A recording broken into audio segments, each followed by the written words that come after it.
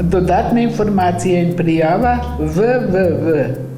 Žiga, kaj je zdaj to za ena stvar? www.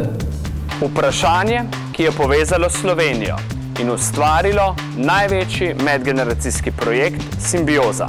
Na več kot 500 različnih lokacijah po vsej Sloveniji je 9269 prostovoljcev učilo 15680 starejših. Najstarejši udeleženec je štel 99 let.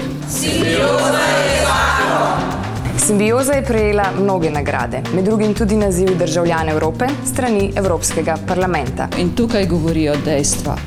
To pa je, da je Slovenija med letoma 2013 in 2012 uspela znatno povečati delež starejših uporabnikov interneta za kar 25%.